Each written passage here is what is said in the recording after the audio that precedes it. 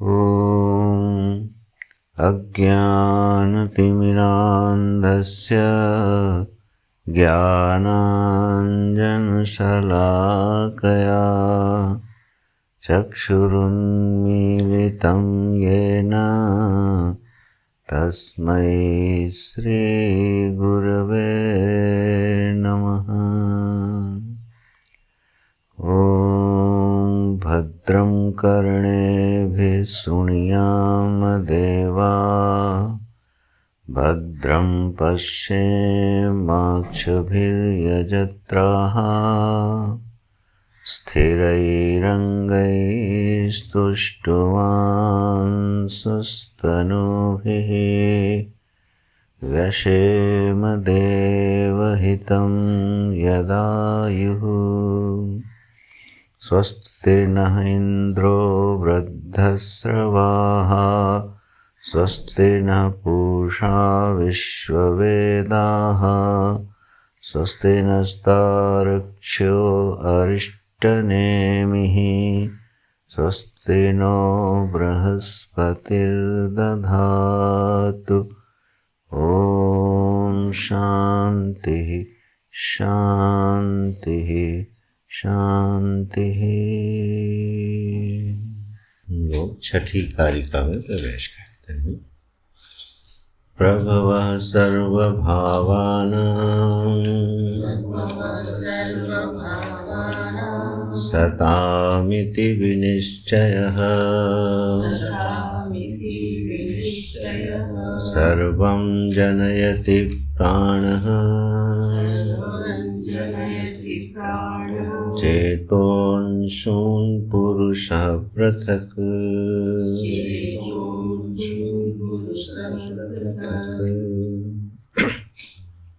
अब जो 6, 7, 8 और 9 ये जो 4 कारिकाएं हैं, यह सृष्टि के कारण के रूप में जितने मत उपस्थित हैं उनको बता दिए। पहले वेदांत मत का प्रतिपादन करते हैं, उसके बाद अन्य मतों का समावेश करते हैं।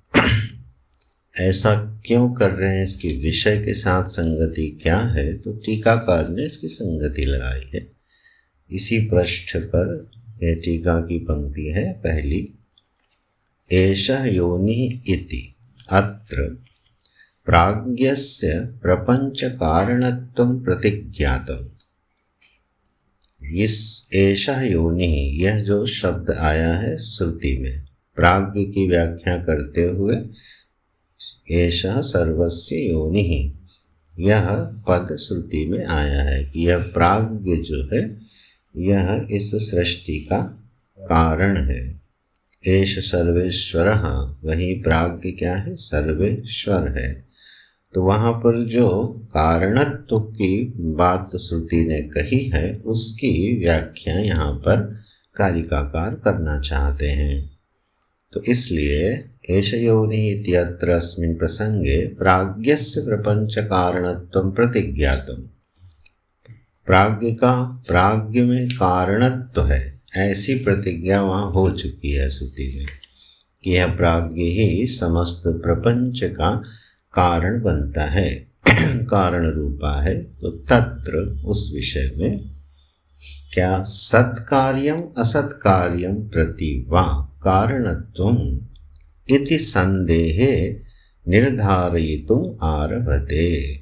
क्यों ये कारिका लिखी जा रही है, क्योंकि जब यह प्रतिज्ञा हो गई तो यह संदेह उपस्थित हो सकता है, होता है कि वो जो कारण है उस कारण से जिस कार्य की उत्पत्ति हुई वह सत्कार्य है कि असत कार्य है। सत्कार्यम प्रति असत्कार्यम प्रति वा कारणत्वं किम। यह प्रश्न उठेगा कि फिर जो कार्य है वह सत रूप कार्य उत्पन्न होता है कि असत रूप कार्य उत्पन्न होता है। तो प्राज्ञ का कारणत्व कैसा है और वह किस कार्य की उत्पत्ति करता है, इस विषय में संदेह उपस्थित होता है। उसका निर्धारण करने की इच्छा से यह कारिका लिखी जा रही है। इसके अर्थ में प्रवेश करने से पहले, क्योंकि इसका भाष्य जो है वो थोड़ा सा सूक्ष्म है, उसकी पंक्तियाँ थोड़ी ध्यान से लगानी पड़ेंगी। तो थोड़ी सी ये भूमिका है कि यह जो विषय उपस्थित हुआ है इसमें कारण तत्व पर विचार किया जाना है, और कारण जो है वह इस श्रुति ने प्राज्ञ को बताया है। तब जब भी सृष्टि के कारण तत्व पर विचार किया जाएगा तो दो मूल सिद्धांत उपस्थित होते हैं। कोई भी जिज्ञासु अगर सृष्टि की कारण मीमांसा करता है तो दो प्रत्यय बनते हैं मूल रूप से। क्या कि इस सृष्टि के मूल में वह वस्तु जो सबका कारण बन रही है वह सत्य है अथवा वह असत है। या तो इस सृष्टि के मूल में कोई सद वस्तु है जो इस समस्त प्रपंच का कारण बनती है, अथवा इस सृष्टि के मूल में कोई असत वस्तु है, वह इस सृष्टि का कारण बनती है। अब फिर इसमें क्या विभाग होगा कि जो सत वस्तु है उस सत वस्तु से जिस कार्य की उत्पत्ति हो रही है वह कार्य सत से सत की उत्पत्ति हो सकती है और सत से असत की भी उत्पत्ति हो सकती है। ये दोनों संभावनाएं हैं। जैसे रज्जु रूपी सत वस्तु से सर्प रूपी असत प्रातीतिक कार्य की उत्पत्ति देखी जाती है, भ्रमोत्पत्ति भी देखी जाती है। तो सत वस्तु से असत वस्तु भी उत्पन्न हो सकती है और सत वस्तु से सत वस्तु भी उत्पन्न होती है, फिर उसकी प्रक्रियाएं। दूसरा, असत से सत की उत्पत्ति हो सकती है। असत से जो उत्पत्ति है वह वैदिक दर्शन जो है, श्रुति को प्रमाण मानने वाले जितने 6 दर्शन हैं उनमें से किसी ने भी असत को कारण नहीं माना है। वो बौद्धों ने मुख्य रूप से इसका प्रतिपादन किया है। तो जो नास्तिक दर्शन है जो श्रुति को प्रमाण नहीं मानते हैं, फिर उनकी मीमांसा में असत से सत और असत से असत की उत्पत्ति होती है। तो फिर विषय का विस्तार हो जाएगा। अभी आस्तिक दर्शनों में जो सत्य से सत्य की और सत्य से असत की उत्पत्ति मानते हैं वो कौन कौन से? तो देखो, सत्य से सत्य की उत्पत्ति जो है वो मानता है सांख्य, कर्म मीमांसा। और सत्य से असत की उत्पत्ति मानता है न्याय और वैशेषिक। सांख्य और योग एक ही है। सांख्य और योग सत्य से सत्य की उत्पत्ति मानते हैं, माने कारण भी सत्य और कार्य भी सत्य, और मीमांसक भी। और सत्य से असत की उत्पत्ति मानते हैं न्याय और वैशेषिक। ठीक है, ये अभी वेदांत पर हम बाद में आते हैं, वो भी इसी में से एक है। जब नैयायिक सत्य में से असत की उत्पत्ति मानते हैं तो किस दृष्टि से मानते हैं? बोले असत की उत्पत्ति का अर्थ यह है कि कारण में वह वस्तु नहीं थी और नया प्रारंभ हुआ है। इसी से प्रारंभवाद है न्याय और वैशेषिक में।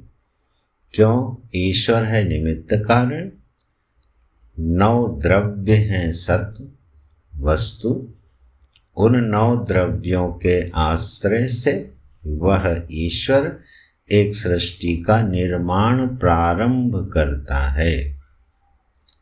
तो बोले यह सृष्टि कारण में विद्यमान थी क्या? बोले नहीं, ये नवीन कार्य की उत्पत्ति हुई है।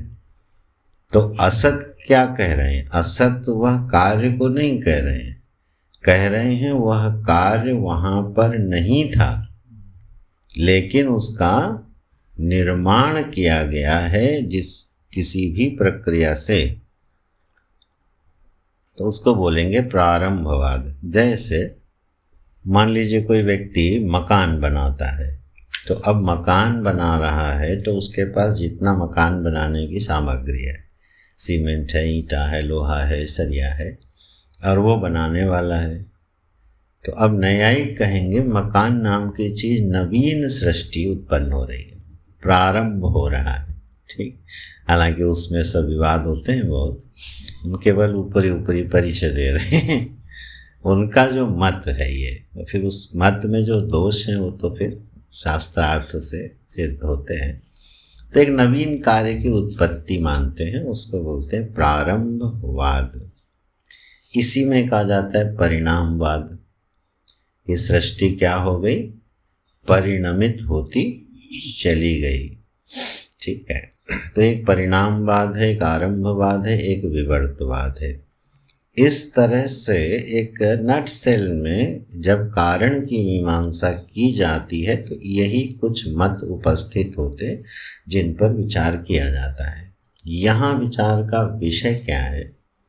विचार का विषय ये है कि श्रुति ने ये बात कह दी कि जो हिरण्यगर्भ है या प्राण शब्दवाच्य जो परमात्मा ईश्वर या प्राज्ञ है, उसमें यह सृष्टि विद्यमान रहती है। ठीक है, वह विद्यमान सृष्टि का आविर्भाव होता है।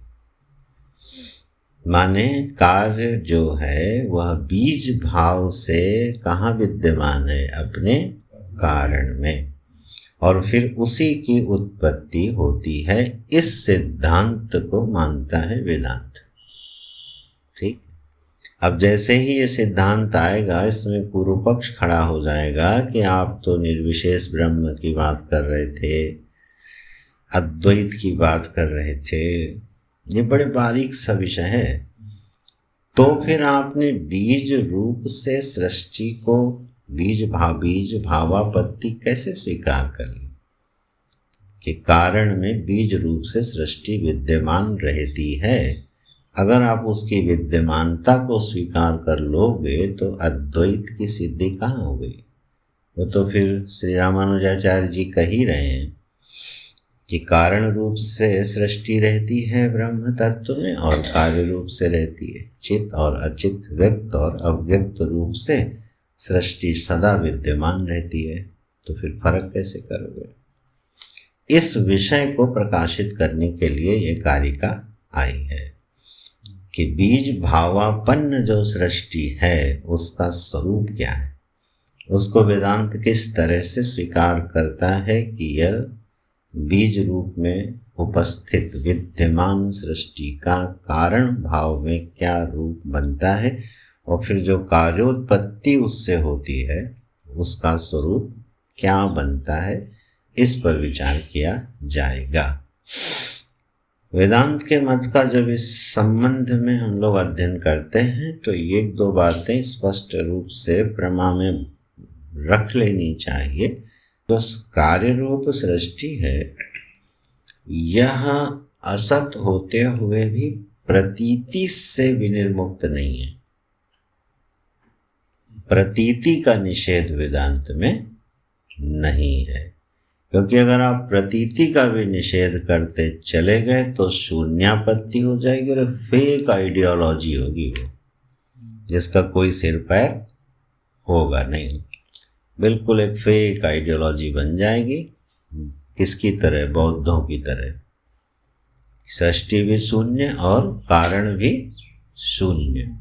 बौद्धों के जो 4 विभाग हुए हैं उसमें जो शून्यवाद है वो यही कहता है, असत से असत की ही सृष्टि हो रही है। ये जो कुछ सृष्टि तुम कह रहे हो यह भी शून्य है और इसका कारण भी शून्य। उसी में दूसरे ने उसका खंडन किया, बोले नहीं, अधिष्ठान तो शून्य है लेकिन विज्ञान धारा के रूप में जो प्रतीति हो रही है, यह प्रतीति रूप जगत असत होते हुए भी प्रतीत हो रहा है लेकिन अधिष्ठान शून्य है, इसलिए विज्ञान धारा को ही जगत माना गया। खैर, तो हमें जो वेदांत प्रस्थान जन्य प्रमा है सृष्टि के संबंध में, वो क्या है? यह सृष्टि जो उपलब्ध हो रही है यह वास्तव में न होते हुए, तत्वतः न होते हुए भी अपनी प्रतीति कराने में समर्थ है। ठीक है, तो प्रतीति का निषेध नहीं है। अब आते हैं कारिका में इस भूमि के साथ। क्या लिखिए कारिका में, देखिए, प्रभवः सर्वभावानां सताम इति विनिश्चयः।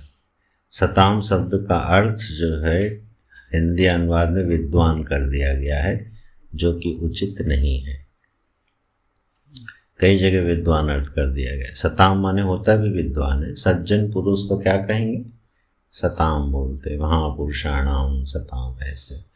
लेकिन सताम का अर्थ है सताम सर्वभावानाम, सत्तावान होते हुए, माने अपने अस्तित्व को रखते हुए जितने पदार्थ हैं, भाव हैं, प्रभवः उनकी ही उत्पत्ति होती है। इति विनिश्चय, ऐसा निश्चय किया जाता है। तो यह एक निश्चय है। क्या निश्चय है? कि जो पदार्थ विद्यमान होते हैं उन्हीं की उत्पत्ति हुआ करती है। जो अविद्यमान है उसकी उत्पत्ति काहे को होगी? ठीक है, असत की उत्पत्ति नहीं होती, सशस्रंग की उत्पत्ति नहीं होती।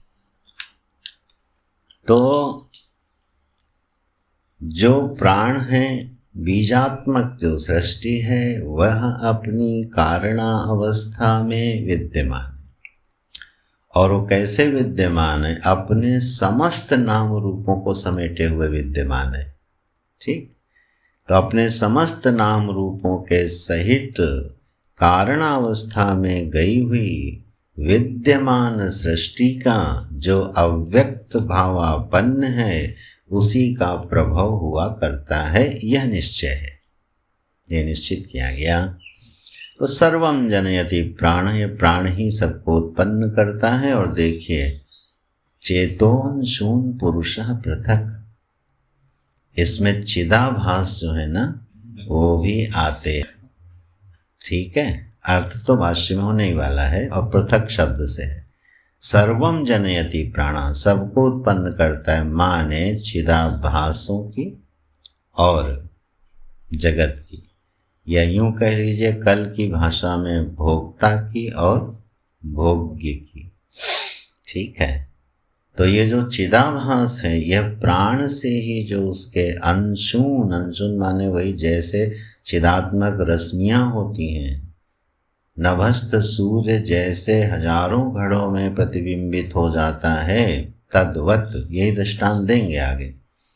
इस प्रकार से चिदाभासों की और अन्य विषय पदार्थों की, पंचभूत आदि की उत्पत्ति हुआ करती है। ये कारिकाकार ने कह दिया।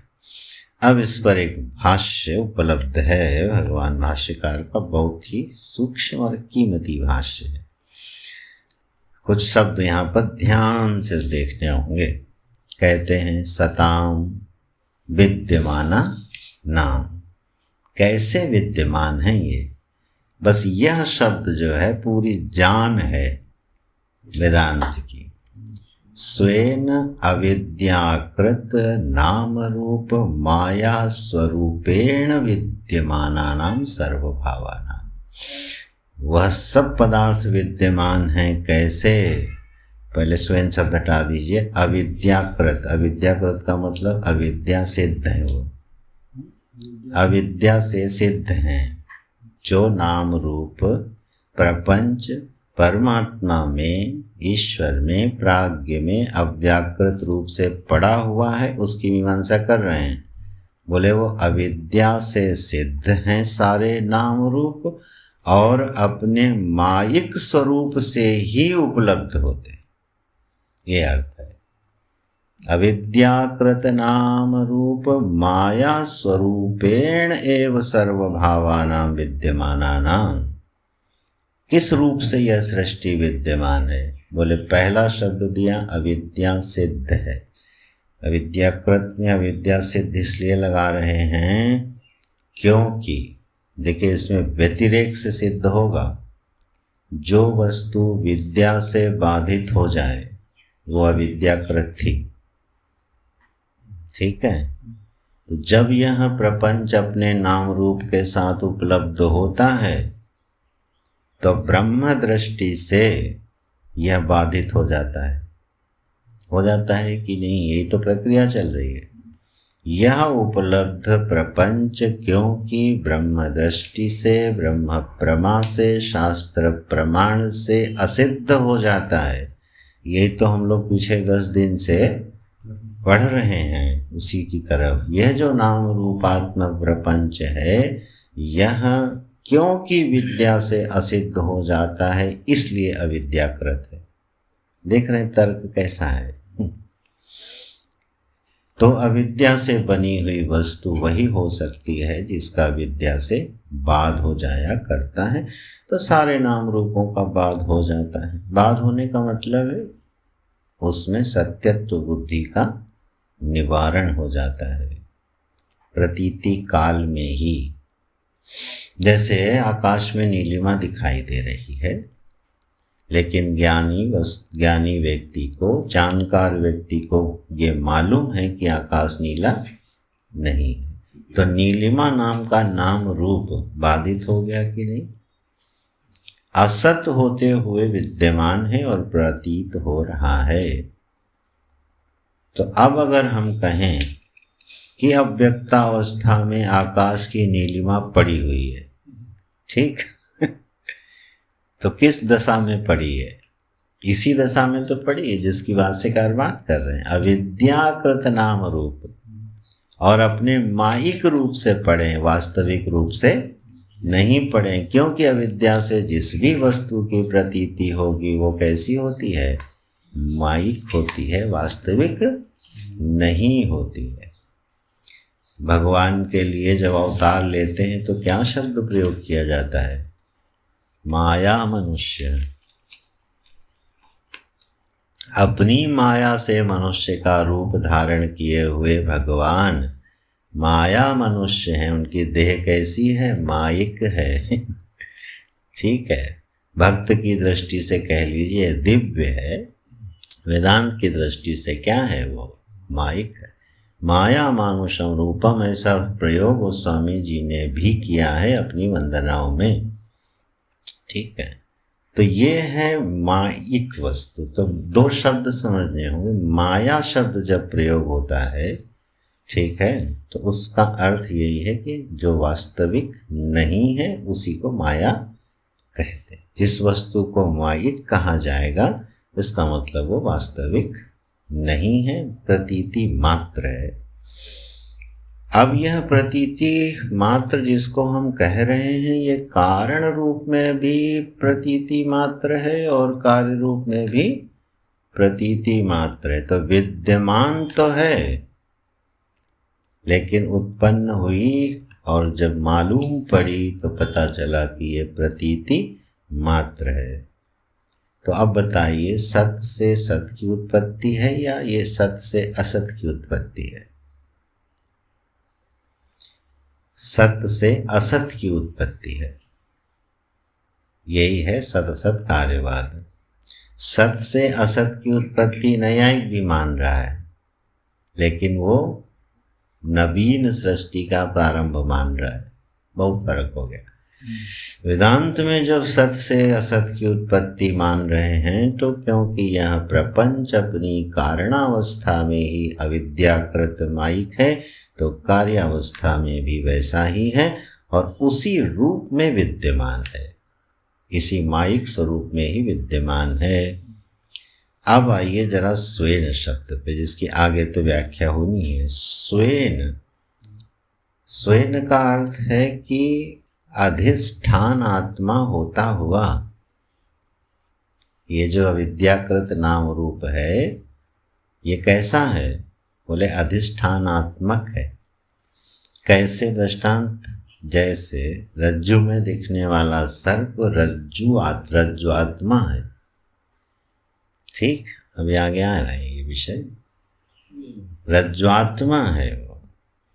सर्प है? बोले नहीं है, प्रतीति है। लेकिन वह प्रतीति का आश्रय कोई है कि नहीं है? क्योंकि कोई भी प्रतीति बिना आश्रय के होती नहीं है। तो प्रतीति का जो आश्रय है वही उसकी आत्मा है। तो सर्प की आत्मा कौन है? रज्जु। रज्जु आत्मा होके प्रतीत होता है। स्वेन अधिष्ठान आत्मना, वह जो अव्यक्त प्रपंच है वह अपनी अधिष्ठान आत्मा के साथ एक रूप होता हुआ ही विद्यमान है। ठीक, सर्प की अव्यक्तावस्था जो है उसमें उसकी क्या स्थिति है? जब वो प्रतीत नहीं हो रहा है तब वो किस स्थिति में पड़ा हुआ है? रज्जु के साथ एक रूप होके विद्यमान है। अगर रज्जु में सर्प की विद्यमानता नहीं होती, वो असत होता, तो कभी प्रतीत भी नहीं होता। तो आप सोचो कि रज्जु में सर्प की विद्यमानता है, तभी रज्जु में सर्प का भ्रम होता है। रस्सी में माला की प्रधानता है, वो विद्यमानता है, भूछिद्र की विद्यमानता है, इसलिए रज्जु में उसकी प्रतीति संभव होती है। इस कार्य प्रपंच की प्रतीति क्यों होती है? क्योंकि यह कार्य प्रपंच अपनी कारणावस्था में आत्मरूप होके पड़ा है। हाँ? अच्छा, सुषुप्ति में सारा प्रपंच किस रूप में हमारे साथ है? अव्यक्त भावापन्न सारा नाम रूपात्मक प्रपंच मुझ आत्मा के साथ एक रूप होके विद्यमान है कि नहीं है? अगर वो अविद्यमान होता तो कभी भी निमित्त उपस्थित होने पर आता ही नहीं। इसलिए जब भी हम सोकर उठते हैं, हम उसी प्रपंच के साथ उठते हैं जिस प्रपंच को लेके सोए थे। अपनी जो हमारी स्मृति है, हमारा जो तादात्म्य है, हमारी जो वस्तुएं हैं, हमारी जो पहचान है, हमारा जो स्वभाव है, हमारी जो समझ है, ये जागृत और स्वप्न में जो कार्य रूप में नित्य निरंतर उपलब्ध होकर प्रतीत हो रही हैं, ये कारण रूप में इनकी क्या अवस्था है? इनको आप अविद्यमान नहीं कह सकते। मुख्य बात ये है। ठीक, इतना बारीक और अद्भुत सिद्धांत है ये।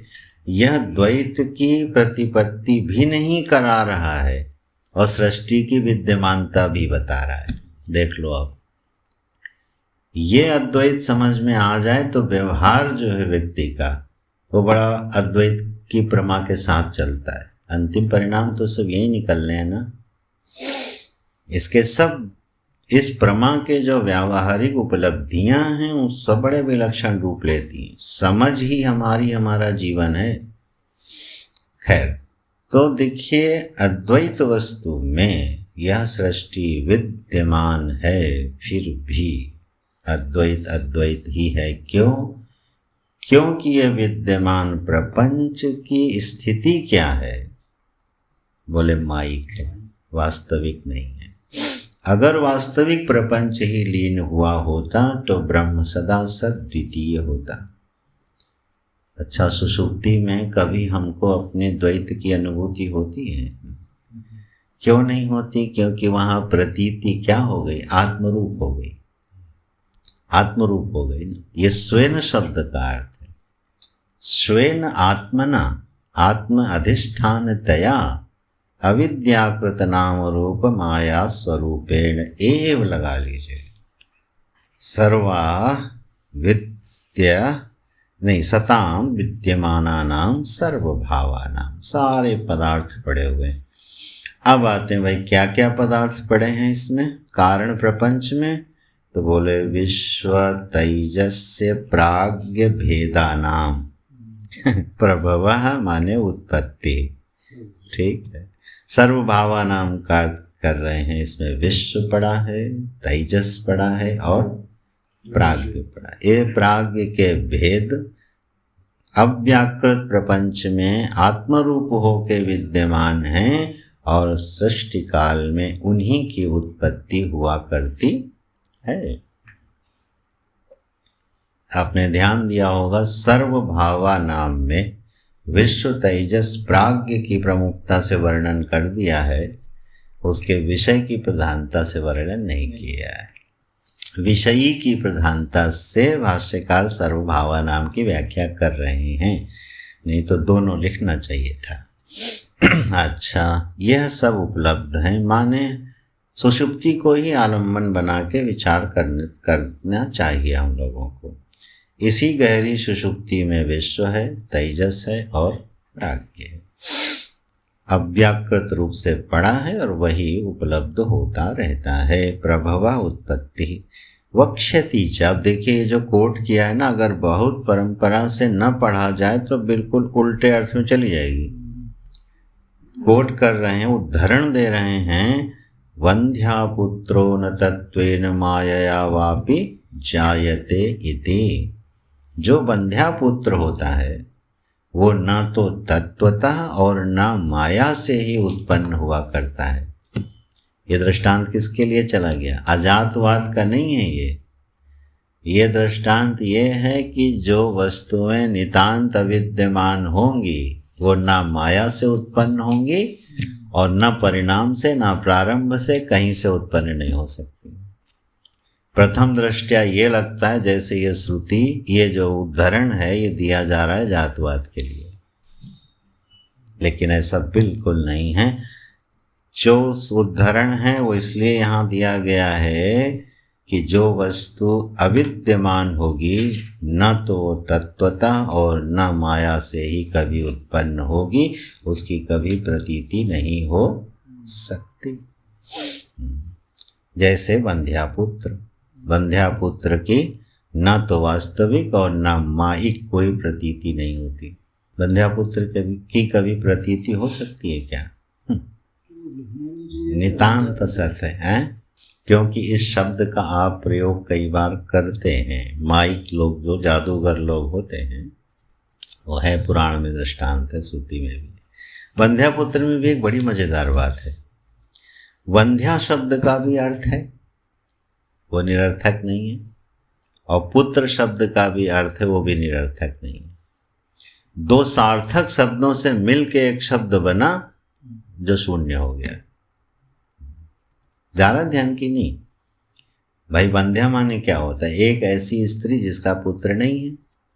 तो वंध्या शब्द का अर्थ एक स्त्री हो गया कि नहीं हो गया?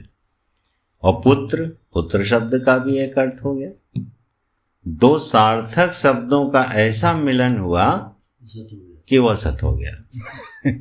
तो यहाँ असत क्या है? असत संबंध है। वंध्या और पुत्र दोनों की बात नहीं है, वंध्या का पुत्र। जैसे ही आपने संबंध बनाया, संबंध असत हो गया। ये इसमें थोड़ी सी बारीकी है दृष्टांतों में, और प्रसंग के अनुसार इनकी व्याख्या होती है। अस्तु, जिस तरह से वंध्यापुत्र, शशस्रंग, इन सब की उत्पत्ति हुआ नहीं करती है। क्यों? क्योंकि नितांत विद्यमान है। तो किस सिद्धांत की स्थापना कर रहे हैं कि जगत अपने कारण रूप में विद्यमान है, अव्याकृत रूप में, इसीलिए उसकी प्रतीति होती है, उत्पत्ति होती है, प्रलय होती है, सब होता है। ठीक है। इति, अब आगे युक्ति से थोड़ा सिद्ध कर रहे हैं। क्या? यदि ही असताम एव जन्म स्यात्, यदि असत का ही जन्म हुआ करता तो ब्रह्मणः अव्यवहार्यस्य, जो अव्यवहार्य ब्रह्म है, ग्रहण द्वार अभावात्, उसको ग्रहण करने का कोई द्वार, कोई चिन्ह ही नहीं मिलता, तो ब्रह्म की ही असिद्धि का प्रसंग आ जाता। ब्रह्म ही असत सिद्ध हो जाता। बोले कैसे? क्या कहना चाहते हैं आप? बोले भाई, जब ये जगत ही नहीं होता और इसकी प्रतीति भी नहीं होती तो ब्रह्म का विचार क्या होता? ब्रह्म वस्तु का विचार जो हो रहा है, और ब्रह्म वस्तु अव्यवहार्य है, अप्रमेय है। अब एक अप्रमेय अव्यवहार्य वस्तु का ज्ञान प्राप्त करना है, उसकी चर्चा होनी है, उसका आधार कैसे बनेगा? विद्यमान प्रतीति ही तो उसका आधार है।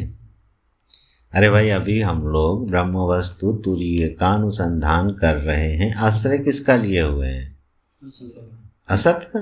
जागृत प्रपंच है, प्रतीत हो रहा है, स्वप्न प्रपंच प्रतीत हो रहा है, सुषुप्ति स्मृति प्रतिसंधानात् से सिद्ध हो रही है, और यही प्रातीतिक जगत हमारे लिए उपद्रव और समस्याओं का केंद्र बना हुआ है।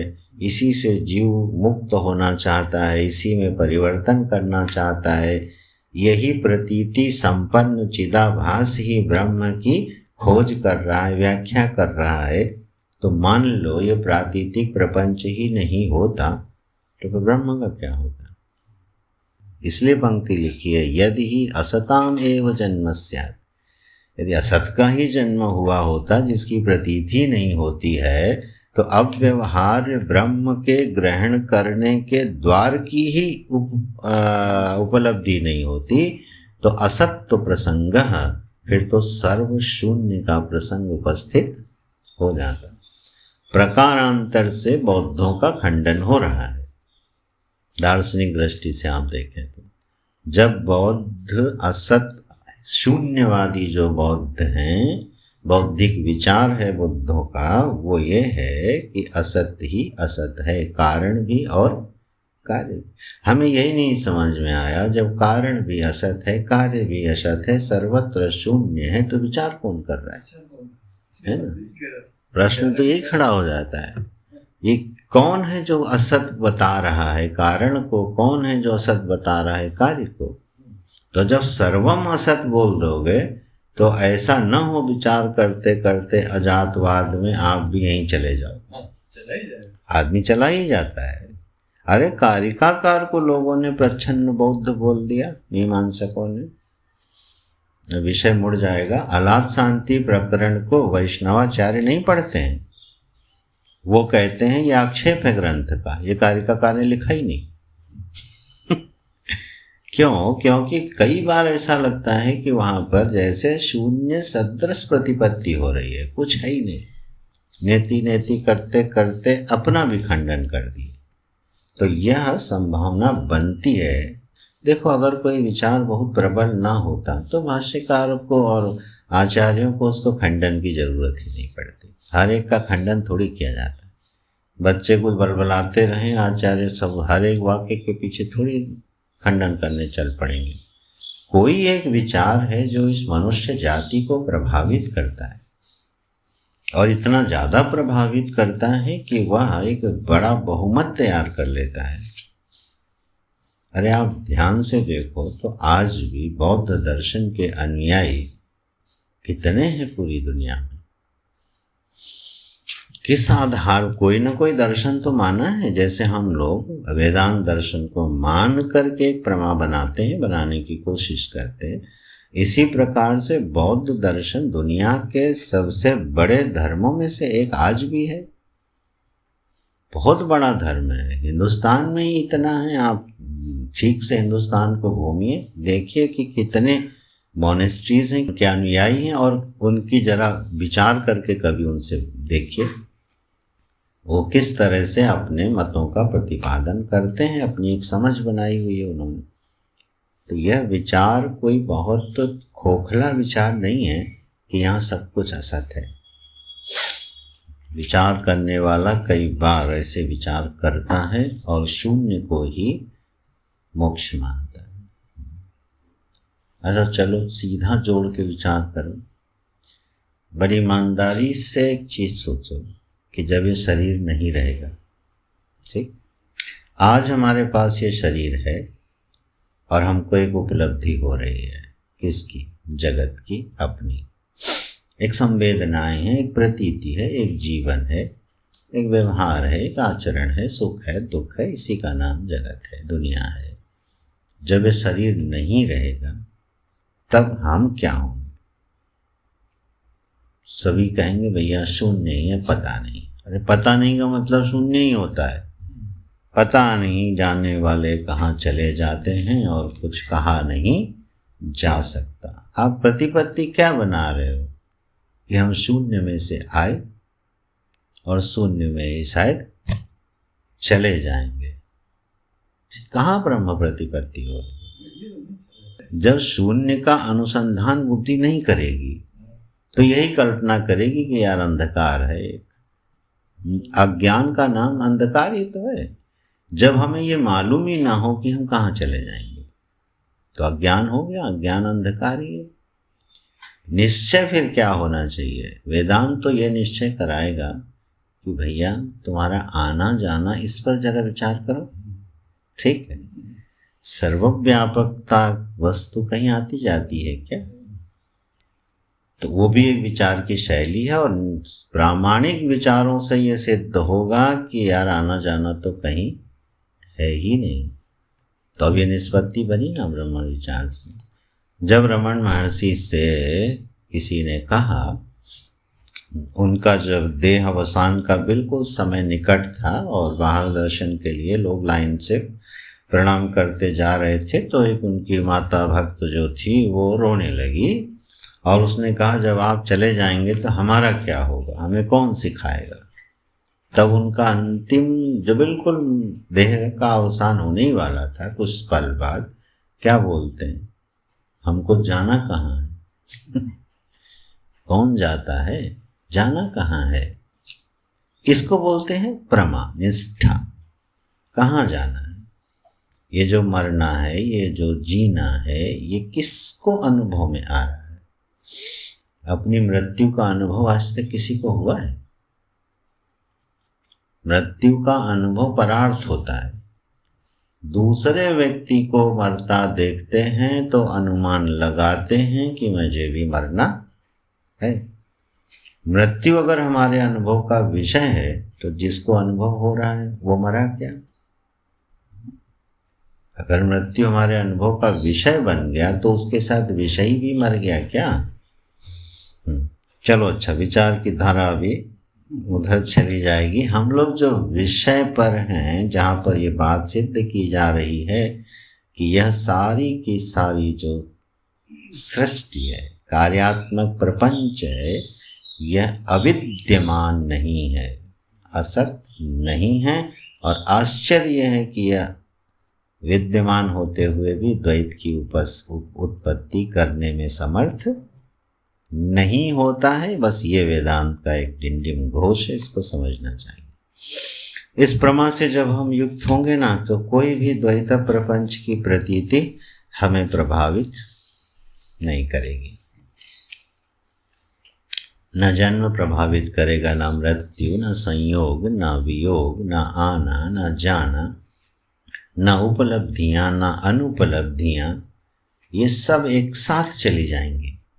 वन एट ए शॉट, क्रम से नहीं जाती, वन एट ए शॉट चली जाएंगी।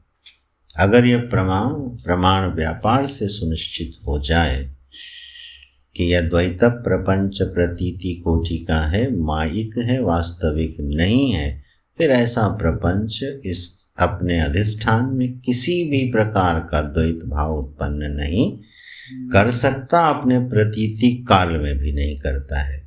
यही जीवन मुक्ति है।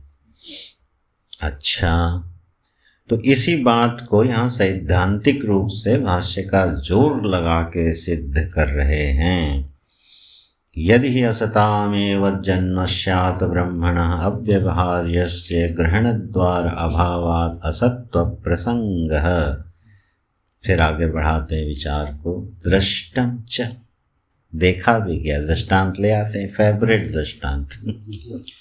रज्जु सर्पादि नाम, रज्जु में सर्प आदि शब्द से दोनों ले लेने चाहिए, रज्जु, शुक्तिका, मृगमरीचिका, अन्य अन्य अधिष्ठान और उस पर प्रतीतियां सर्पादि की। तो रज्जु सर्पादि नाम, ये जो भ्रम प्रतीति है, ये क्या? अविद्याकृत माया बीजोत्पन्ना नाम। ध्यान दीजिएगा, पंक्ति थोड़ी क्लिष्ट है।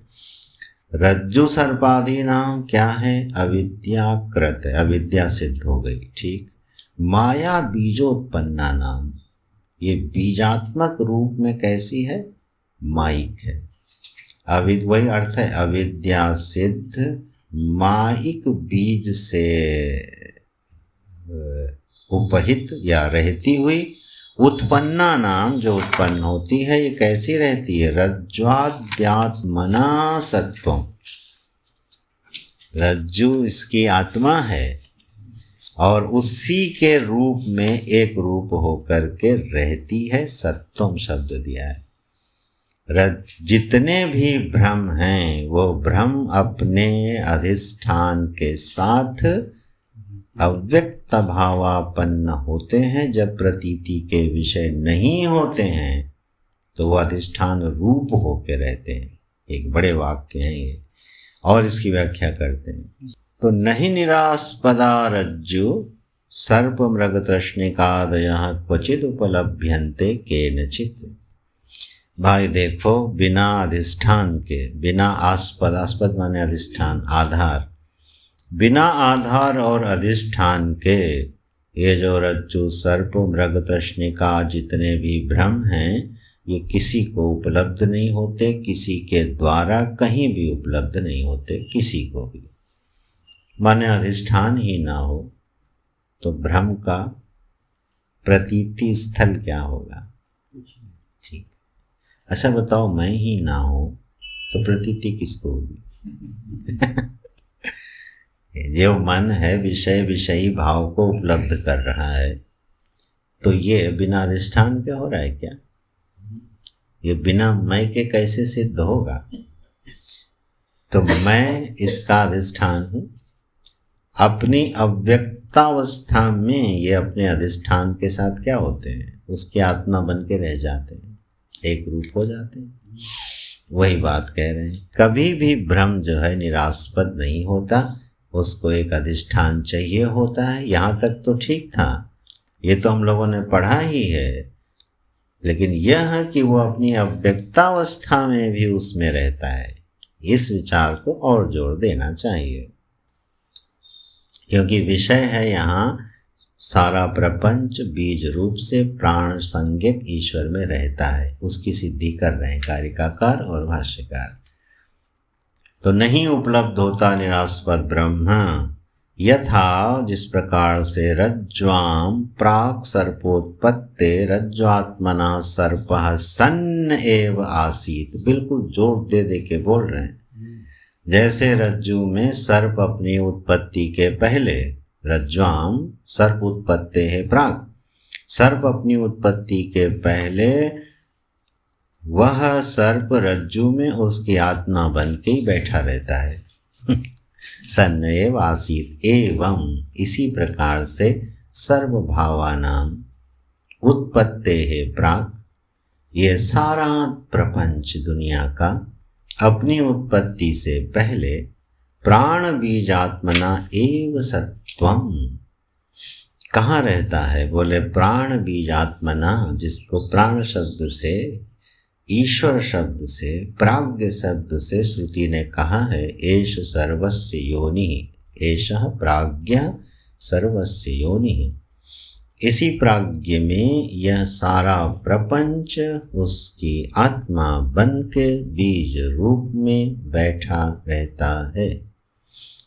ठीक है, उपलब्ध रहता, अनुपलब्ध रहता है आत्म रूप से। इत्यतः श्रुतिरपि वक्ति। बोले अब आओ हम श्रुतियाँ बताते क्या है। ब्रह्म एव इदम आत्मैव इदमग्र आसीत इति, है ना। इदम प्रपंच क्या है? बोले सब ब्रह्म ही है, ब्रह्म रूप ही है। सृष्टि से पहले आत्मा इदमग्र आसीत, आत्मा ही ये सब कुछ था। तो ये सब क्या बता रहे हैं? सारा प्रपंच आत्मरूप था। दो श्रुतियाँ प्रकट करी हैं, दोनों बड़ी मज़ेदार हैं। एक है प्रतीति काल में ब्रह्म एव इदम, और एक है अव्यक्त काल में आत्मा एव इदम अग्र आसीत। एक जगह आत्मा, एक जगह ब्रह्म। इतनी खूबसूरत श्रुतियाँ लाते हैं, पूरा वेद जैसे आँखों के सामने घूमता होगा। आत्मा जब महाप्रलय होती है तब ये सारा प्रपंच आत्मरूप होके रहता है। बोले जब अभिव्यक्त होता है तो बोले ब्रह्मरूप होके रहता है। आत्मरूप और ब्रह्मरूप एक ही है ना, इसलिए यहाँ श्रुतियाँ दी यह सारा जगत आत्मा ही है, आत्म रूप ही है। ये है अद्वैत की समझ, अव्यक्त काल में और व्यक्त काल में भी, दोनों में। तो यह जो प्रपंच प्रतीयमान जो प्रपंच है, इसका सच में फिर कारण कौन हुआ? मैं ही तो हुआ, और कौन हुआ? सारी प्रतीति का जो अधिष्ठान है, ठीक है, वही अपने विवर्त का आभासी कारण है। भाई, जब कार्य विवर्त होता है तो कारणत्व में भी तो आभास होगा। कारणत्व का आरोप होगा, वास्तविक कारणत्व तो थोड़ी होने वाला है, नहीं तो परिणाम हो जाएगा। ये सब दर्शनों के प्रवचर माने सारे दर्शनों की एक समझ हो, उसके बाद ये भाष्य और आनंद देते हैं। एक एक शब्द बदलते ही किसी न किसी दर्शन का खंडन या मंडन कर देता है। सृष्टि में तीन ही चीजें संभव हैं जो अभी हम लोगों ने कही, या तो विवर्त होगा, या परिणाम होगा, या प्रारंभ होगा। तीन में से हम क्या मानते हैं? बस यह जो प्रपंच उपस्थित है, यह ईश्वर का कार्य है, प्रकृति का परिणाम है। ठीक है, भगवान ने हमारे लिए ये रचना बनाई है। और जो मानना चाहो मानो, लेकिन उसकी मीमांसा करो कि उसमें वास्तविकता कितनी है। ये भी तो विचार है कि सृष्टि क्या है। बोले भाई, भगवान ने हमारे ऊपर बड़ी कृपा करी, और हमारी, ये सब आगे बताएंगे भी, हमारे ऊपर इतनी कृपा करी कि हमें जो चाहिए था वो इस सृष्टि के रूप में भगवान ने बना के हमको दे दिया। लो खेलो बैठ के। ठीक, हमारे लिए खिलौना बना दी सृष्टि ने। अब ये क्या हो गया भाई? परिणामवाद है कि आरंभवाद है?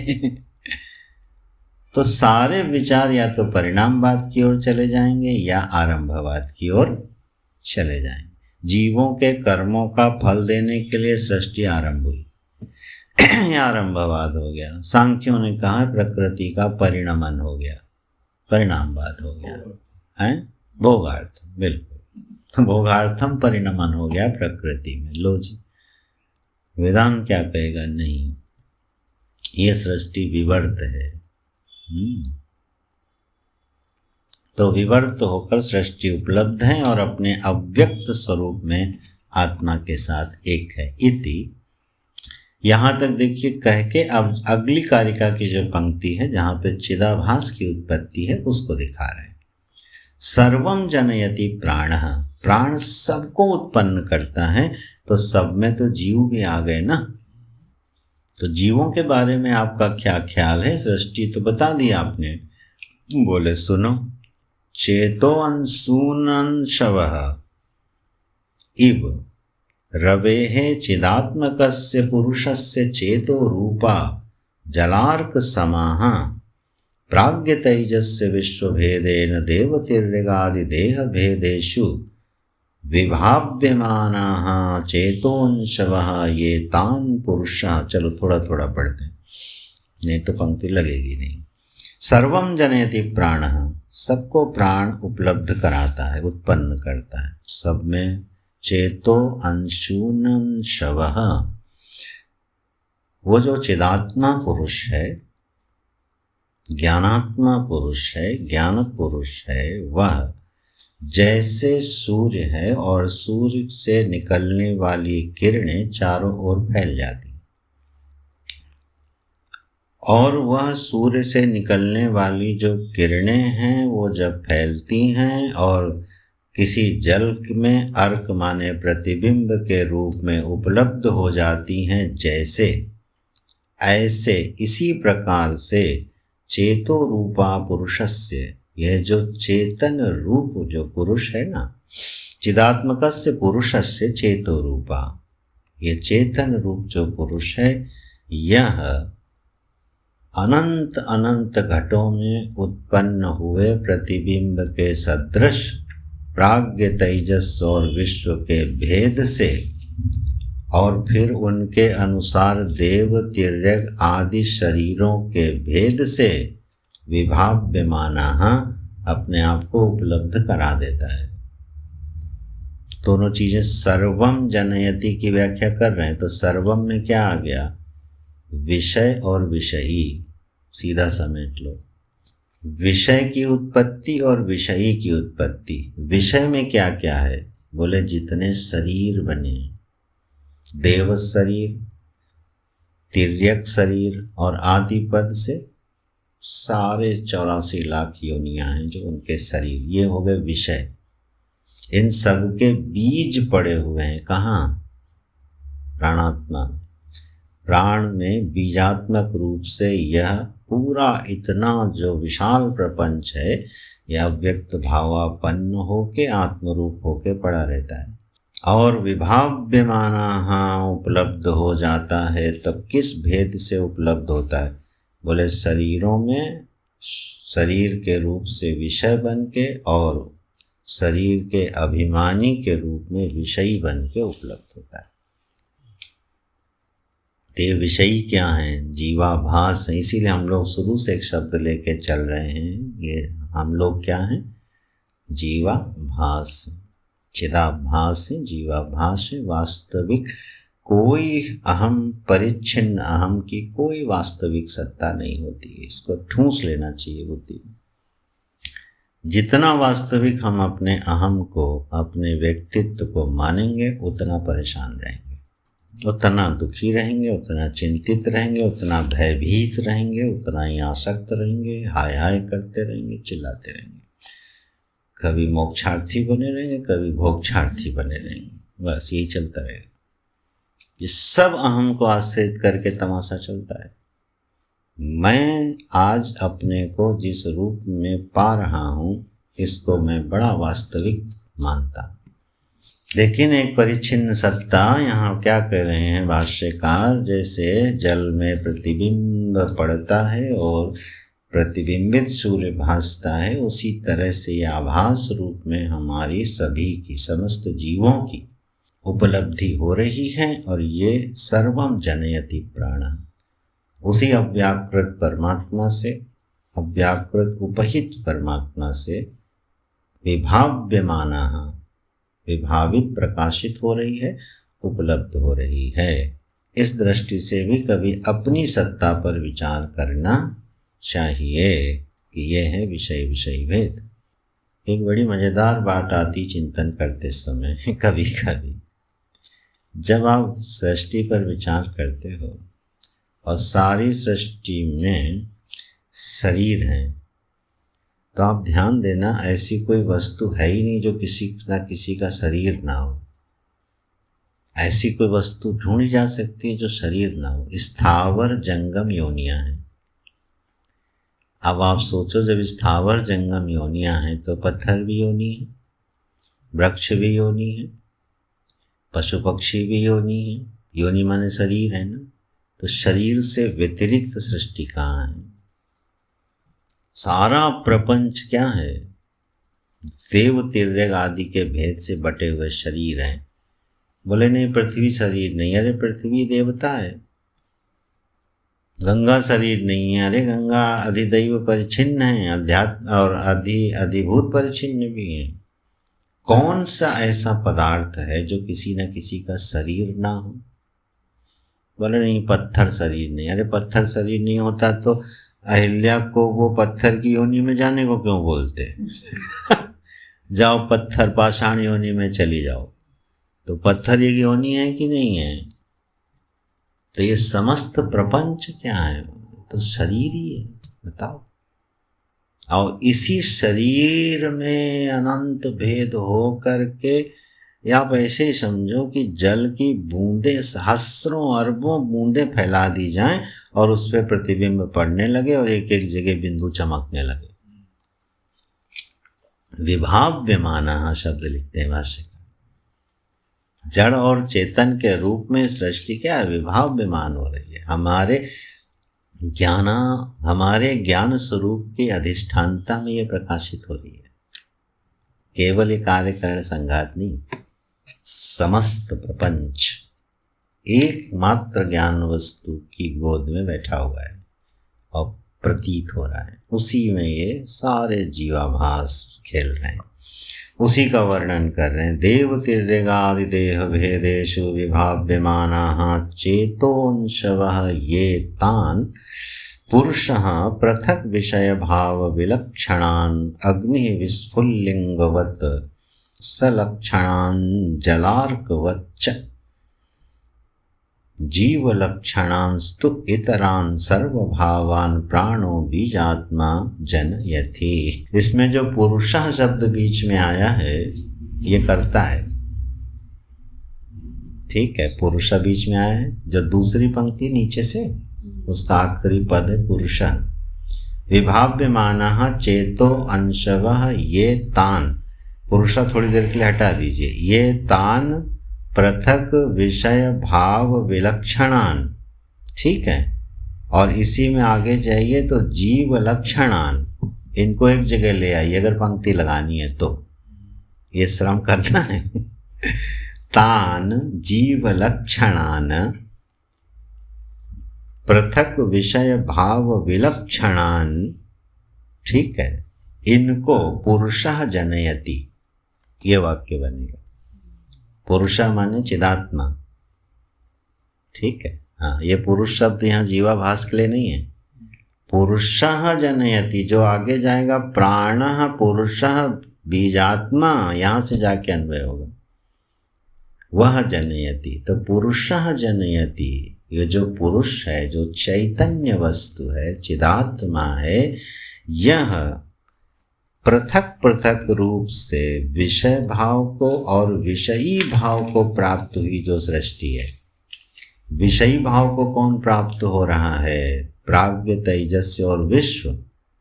और विषय भाव को कौन प्राप्त हो रहा है? जीव। तो उसके लिए लिख रहे हैं पृथक विषय भाव विलक्षणान। विषय भाव से विलक्षण कौन हो गया? विषयी। तो विषय भाव से विलक्षण जो पृथक पृथक विषयी हैं, प्राज्ञ, तेजस्य और विश्व, उनको यह चिदात्मा पुरुष क्या करता है? जनयति, प्रसव कर देता है।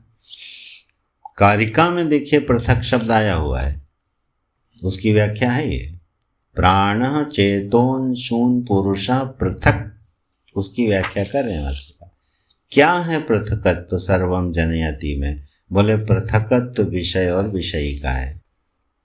जो चिदाभास है उनकी उत्पत्ति और जो विषय रूपा सृष्टि है उसकी उत्पत्ति, भोग्य की उत्पत्ति और भोक्ता की उत्पत्ति, ये सब क्या है? पुरुषः जनयति, पुरुष ही इनको उत्पन्न करता है। कौन पुरुष? बोले वह प्राणात्मक पुरुष जिसमें बीज रूप से सारी सृष्टि पड़ी हुई है। प्राणः बीजात्मा पुरुषः जनयति, तब जाके पूरी पंक्ति लगेगी। वह प्राणात्मा पुरुष जिसमें बीज रूप से सारी सृष्टि पड़ी, ऐसा चैतन्य पुरुष विषय विषयी भाव से अपने अंदर पड़ी हुई अविद्या सिद्ध मायिक सृष्टि को हमारी प्रतीति का विषय बना देता है। बस चिदाभास को उसकी प्रतीति का विषय बनाकर भेज देता है, उपलब्ध करा देता है। कैसे? बोले अग्नि विस्फुल्लिंगवत, ये श्रुति का उदाहरण दे दिया। जैसे अग्नि से विस्फुल्लिंग पैदा होते हैं। अच्छा, तो जीव लक्षणान और इससे इतरान सर्वभावान प्राण बीजात्मा जनयति। उदाहरण क्या दे रहे? यथोर्न नाभि सृजते गृह्णते च। दो श्रुतियां लाए हैं, उसके क्या भाव हैं? दोनों के बिल्कुल प्रासंगिक अर्थ हैं। एक जड़ सृष्टि का दृष्टांत है और एक चेतन सृष्टि का दृष्टांत है। एक चिदाभासों की उत्पत्ति है, यथा अग्नेः क्षुद्राः विस्फुल्लिंगाः, जैसे अग्नि से छोटी छोटी प्रकाश रूप चिंगारियां निकलती हैं, ठीक। तो ये मानो क्या हो गई? चिदाभास, उसका उदाहरण हो गया। और यथोर्न नाभि, जैसे मकड़ी अपने अंदर अव्यक्त रूप से पड़े हुए जाल को क्या करती है? व्यक्त कर देती है। तो जड़ और चेतन के विभाग पूर्वक मानो ये सृष्टि उपलब्ध हो रही है। तो यहाँ जड़ चेतनता का विभाग इसीलिए हम लोग कैसे करते हैं, भोक्ता को चेतन मानते हैं और भोग्य को जड़ मानते हैं, क्योंकि इसी क्रम से आविर्भाव हो रहा है और इन दोनों की इस प्रकार से उत्पत्ति हो रही है। विषयी जो है वो चेतन हो गया, विषय जड़ हो गया। दृश्य जड़ मानते हैं, दृष्टा चेतन मानते हैं। एक स्वाभाविक विभाग देखिए चला आ रहा है, क्योंकि यही अव्यक्त में पड़ा हुआ था और वही अव्यक्त से बाहर निकल आया। वही विषय विषयी भाव लेके हम सोते हैं और वही विषय विषयी भाव लेके उठते हैं। जो काम सुषुप्ति में करते हैं वही काम महा प्रलय में भी होता है। इत्यादि श्रुते है। इस प्रकार से श्रुतियों का उदाहरण देके ये निश्चित कर दिया। अब एक बार पूरी कारिका के भाव को देख लीजिए।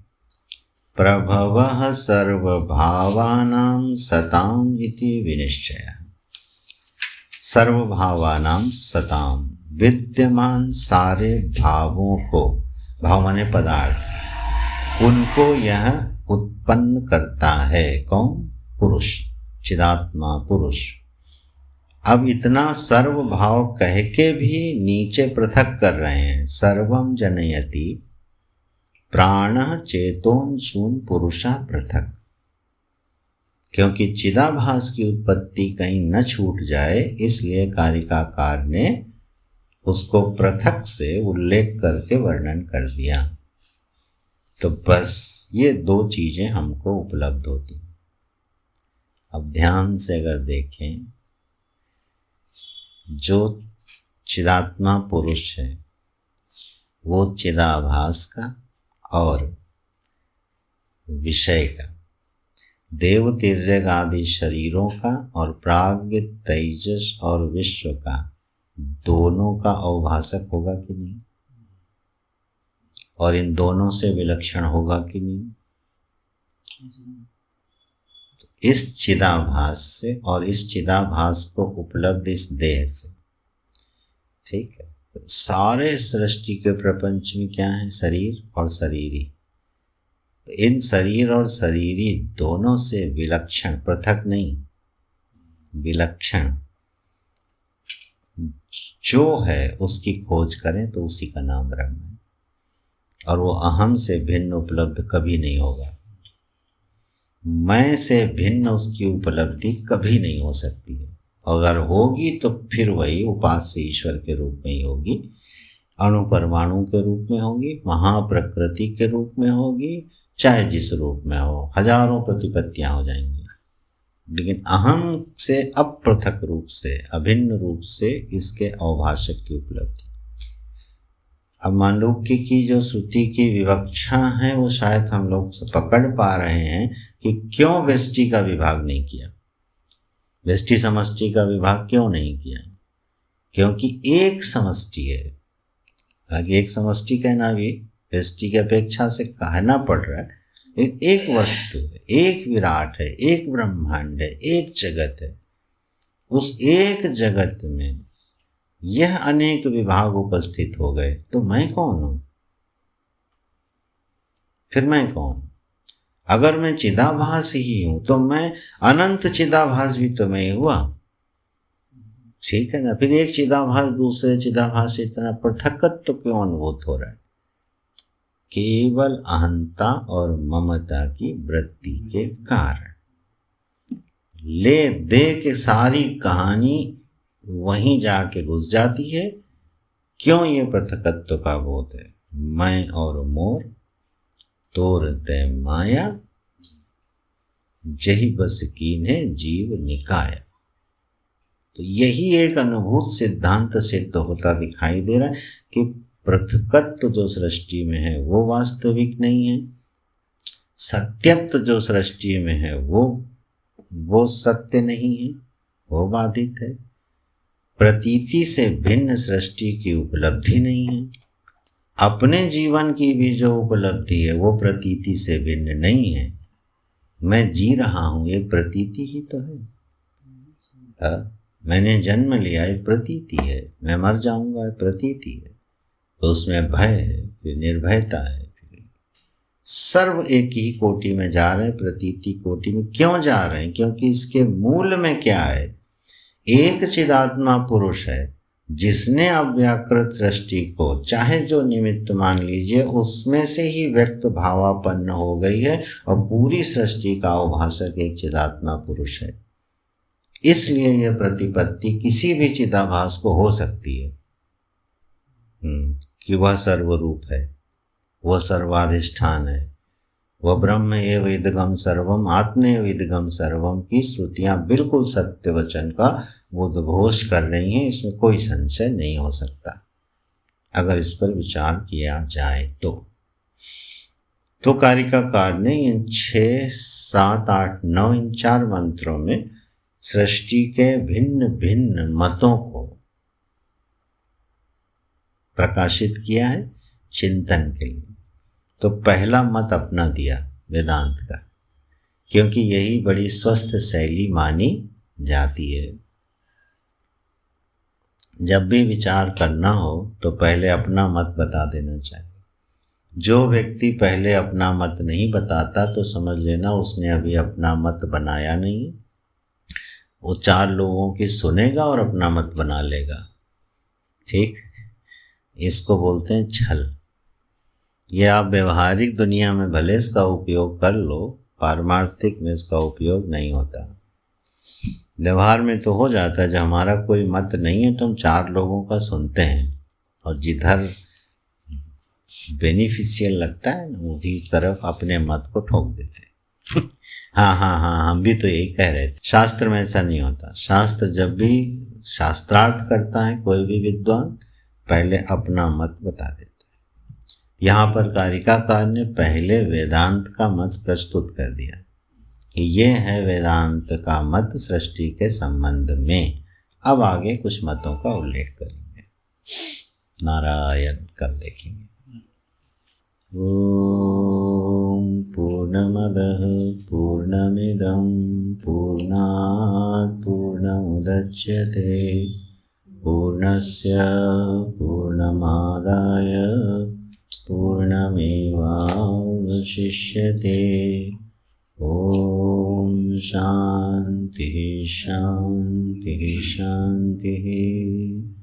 हरि ओम श्री गुरुभ्यो नमः। हरि ओम।